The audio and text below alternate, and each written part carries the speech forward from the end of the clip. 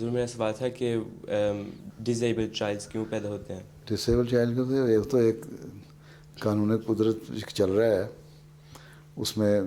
بعض دفعہ یہ ہوتا ہے کہ ماں نے اب کسی وقت میں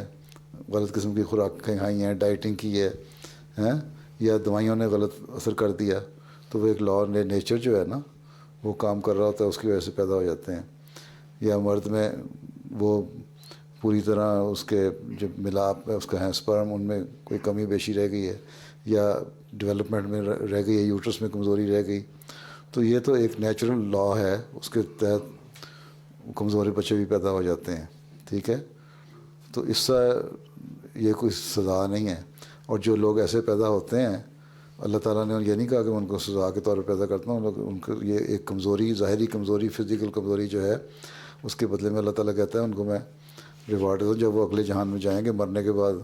یا بچپن میں یہ جو فوت ہو جاتے ہیں ان کو اللہ تعالیٰ نے ویسے ہی جنت میں ڈالا ہوا ہے. تو ہمارا جو تصور ہے زندگی کا وہ یہ زندگی نہیں جو تمہاری 70 سال یا 80 سال یا 100 سال بھی کوئی زندہ رہ لے. تم یہ کہتے ہو کہ زندگی مرنے کے بعد اصل کہتے ہو نا، ہم ایمان یہی رکھتے ہیں نا، اور وہ ہمیشہ کی زندگی ہے. جب ہمیشہ کی ہے تو پھر وہاں جا کے اللہ تعالیٰ ان کو تندرست کر دیتا ہے اور ان سے کوئی مواخذہ بھی نہیں ہوتا. اگر انہوں نے ڈسیبل ہونے کے باوجود نیکیاں بھی کی ہیں، اللہ کو بھی یاد رکھا تو ٹھیک ہے.